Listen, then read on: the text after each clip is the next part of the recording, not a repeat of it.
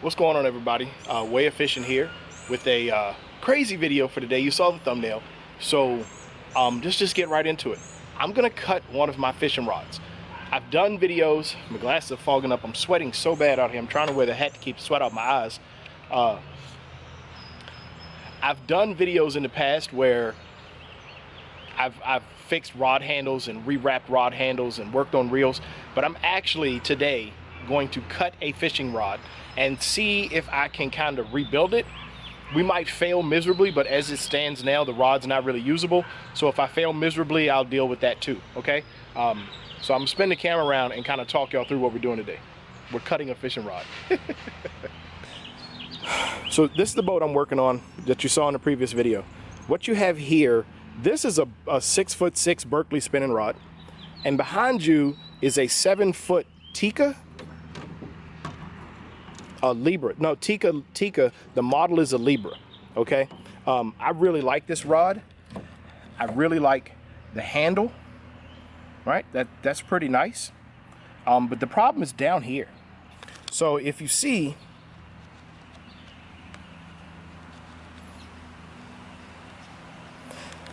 down here, see how much this extends longer, how much farther that extends past this rod? Look if I match the reel seats up. So if I match the reel seats up right to each other, look how much rod we still have hanging out in the back here. So the problem with this is when I go to cast, this is hitting my life jacket, especially in the kayak. That's just too long to cast and then to work a bait. I really like the rod's action for speckled trout and that sort of thing, but I can't use it because I've got like 3 inches of extra rod behind it that just keep, I have to push my arms away from my body to maneuver, and that's not a good scenario. So what we're going to attempt to do is, let me see if I can get some light here. I'm going to attempt to cut this rod off right here, remove this hook keeper, which I actually really love. That's actually a hinged hook keeper.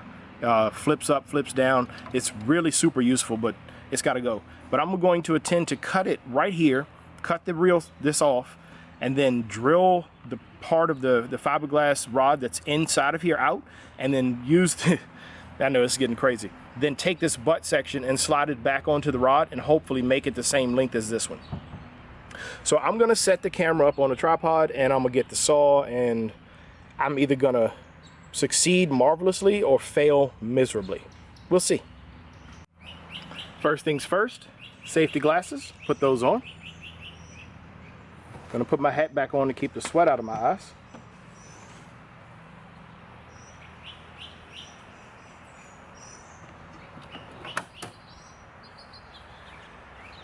And even though you saw my big circular saw in the thumbnail, I'm actually not using it.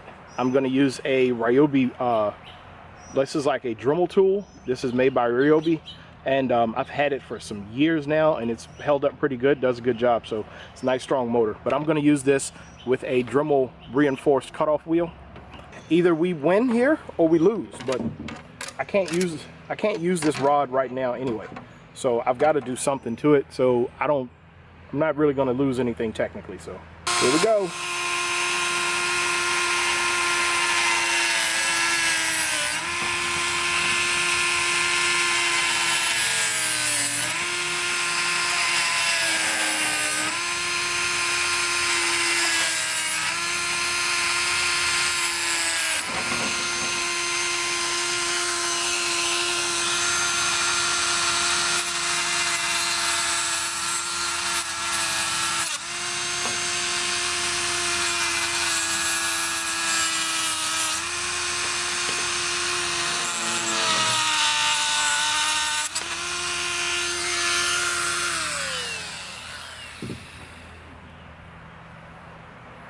That rod is cut.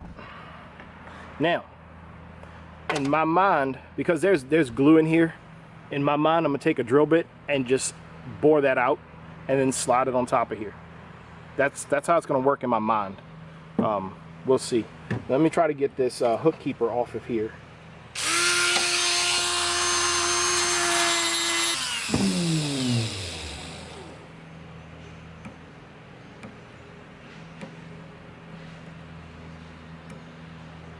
Should be about like removing a guide. And once you get into the actual thread wrapping glue, which I did with that cut, I should be able to just pull it off just like that. I might save that and try to reattach it later somehow. A little bit bigger than 3/8. And hope you guys can see that. I'm just gonna try to go directly down into this thing. Now guys, I'm friends with one of the best rod makers on the planet Earth. Fishing FX is his company. Go look him up. But Doug, if you're watching, if there's some other way I was supposed to do this, I apologize. We've thinned the walls out quite a bit. So now I'm actually able to pull on it. I wonder if I got a pair of pliers in there, would I be able to do something with this? I'm gonna go grab a pair of pliers and see if I can't grab that and break it loose or something. All right guys, moment of truth. I used this drill bit and I kind of just egged it out and waddled it out. I used a pair of pliers to pull some of the other pieces out of it. I can still see there's material in here, but I think that this is about as clean as I'm gonna get it. So let's go ahead and try and see if we can get the butt of the rod back on here.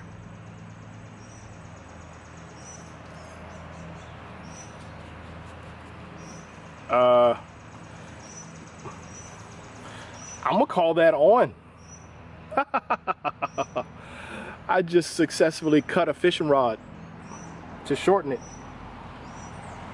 We took that much, at least that much material off the end of that rod. Let's compare it to the other rod we started comparing it to. Let's see. Let's line up the reel seats. I mean, we're almost right where we wanted to be. I think that y'all can see this. I'm almost dead on where I wanted to be with this. You can see, I think that that last little bit of where I couldn't clean out the rest of the material in here, that's probably where we are. But I'm gonna call that good. So we're gonna say today was a win. I'm not gonna do it on camera, but I'm gonna drop some a whole wad of crazy glue or epoxy down in here to lock this on, and we're going fishing with that rod. So thank you for watching my real quick successful video of cutting my fishing rod and reassembling it. Never done that before, just had it in my mind that I thought I could get it done. Went out there, tried it, and it worked. So I encourage you guys, try something crazy. In this instance, had I destroyed the rod, I couldn't use it anyway, so I really wasn't out anything. But since it worked, I've gained another fishing rod in my saltwater arsenal. Hopefully I can go saltwater fishing this week. So I'm gonna end the video. I'm happy. We're gonna end on a high note. Thank you for watching Way of Fishing. Get out there and fish your way. I'm back, baby. Hand is all healed. Let's go.